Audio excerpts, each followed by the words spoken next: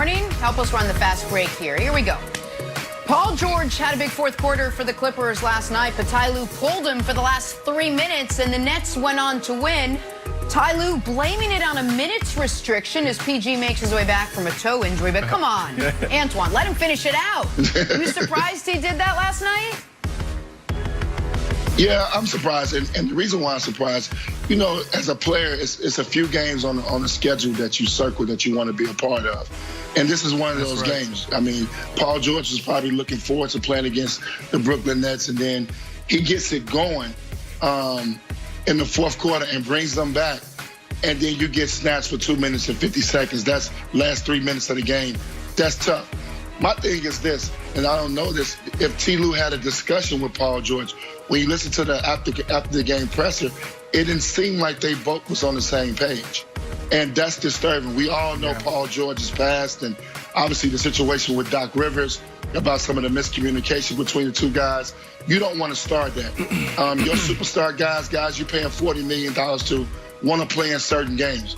And I don't think 3 minutes would have really hurt him. So I can't take T. Lue's side on this. You got to go with the player in this situation in a highly competitive game, and especially if I got it going on. I don't think 3 minutes is going to hurt me either way. So T. Lue made a bad decision on this. And this regular season is early. It may not linger on, but certain players circle certain games, and they want to show up in those games. Come on, Ty Lue. Are you kidding me? What's going on in pro sports? All this data, all this analytics, it's just getting out of control. Now, I do embrace it. I do believe it's needed. But come on. Load management is cool. I'm actually a fan of it. But like you said, Walt, these are the games that you circle. And when you talk about load management, it's either you're playing or you're not. When you get into crunch time as a player, if a coach do this, just walk up to the scorer's table and check yourself in. Nick, I did this in high school. Coach Cone, I know you're watching. I promise you, I did it. I walked to the scorer's table. I said, I'm going in. I'm going in right now. It's probably like the third quarter. We're down by like 20. And I just checked myself in. Nick, I don't know how you feel about this, but this was terrible by Ty Lue. And that right there was the start of Brandon Marshall being part of the problem, not part of the solution. He would solve that 10 years later. Listen, this is not on Ty Lue. Ty Lue was as mad as Paul George was. This is on the Clippers medical staff, and I actually think this is a huge story. And we're going to talk more about this later. I should have mentioned this before the show. Because, guys, this isn't about modern science. This is about pseudoscience. And it's a pseudoscience that has not improved in 35 years. How do I know? Let's go back to the summer when we were watching at the beginning of quarantine, almost a full year ago, The Last Dance.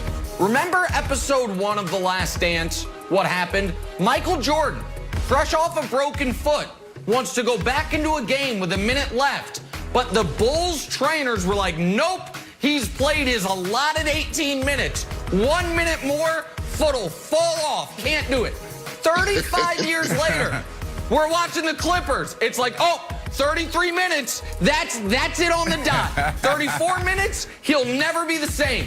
It's nonsense. I am all for but a player knows his body better than anybody else. Right. I agree. Brandon, I agree. And Paul George wanted to play, and Ty Lue wanted to play him. And they weren't allowed because they said we're listening to the doctors. But the doctors are guessing on this stuff. More than the doctors, it's terrible. It's okay. That's Brandon wants him to go rogue, but that's separate. It's nonsense. It's nonsense. You can't always leave it up to the player. All right, on to New Orleans now. Pelicans were down 24, came all the way back to beat the Celtics in overtime. Zion just bullied his way. I mean, if you watch this game, he bullied his way to 28-10. And Brandon, was last night more about Zion's dominance or whatever's going on with the Boston Celtics right now? All Zion. I mean, look, this kid he went to high school at Spartanburg Day School.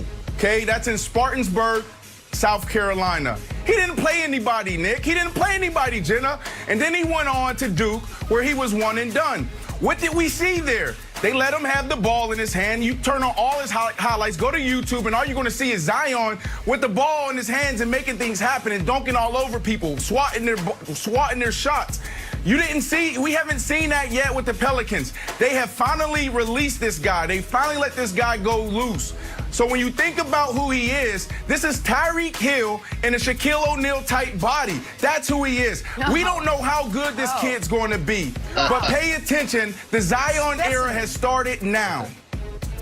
Okay, so a few things. One is Chris Broussard was supposed to be here for one segment today, but because he has been so disrespectful to Zion's spot on the pyramid, he begged out of it. So we get more Antoine Walker, so that's good for us. What happened, America? No, that is true, America. Listen, there's two stories. Zion's last 7 games, he's averaging 30 points on an absurd 67% shooting. His free throw shooting is now passable. He doesn't shoot the 3. He does it all at the rim, and no one can stop him. He came into the league as a top 25 player, and he's only rising on that. That's one side of the ledger. The other side of the ledger is this, Antoine Walker. Your Celtics stink.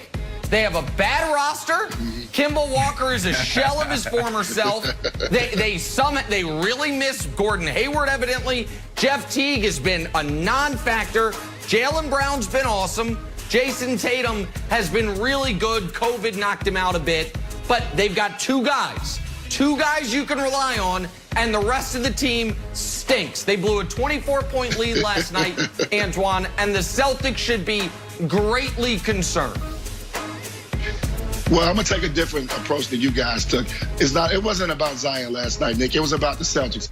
And it kind of sums up the Celtics season in a nutshell right now at 15-15. Like you said, Nick, they do have 2 All-Stars. I think Jaylen Brown and Tatum both make the All-Star team. Those 2 guys should be deserving there. Kemba Walker is really hurt. He hasn't came out and said it. I know he's fighting through it, but that knee has never been the same.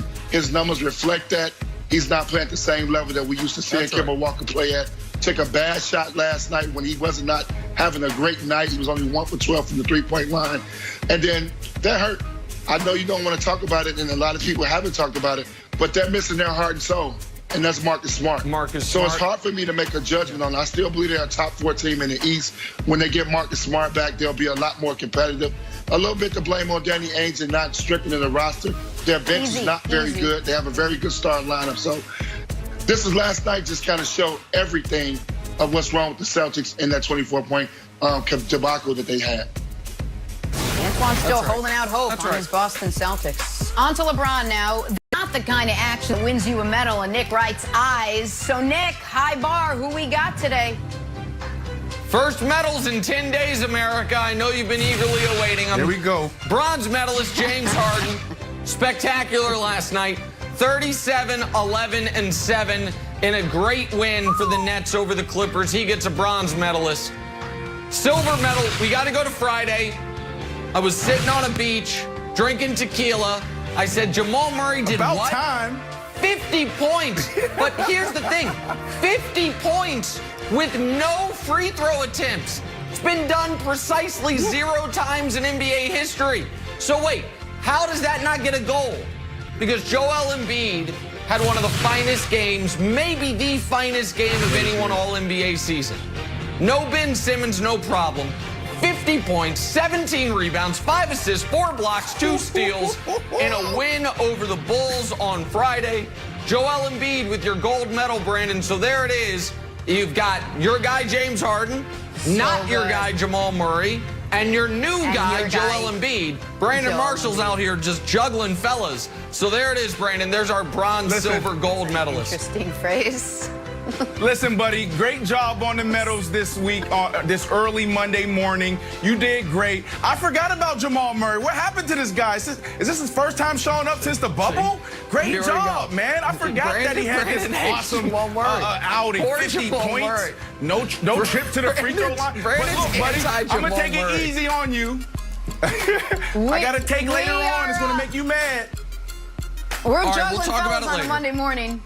Talk the King. Are the Lakers asking too much of LeBron during AD's absence? One of the greatest lines ever uttered on this show. I will just call it that. Thanks, Nick. That's for you next. First things first.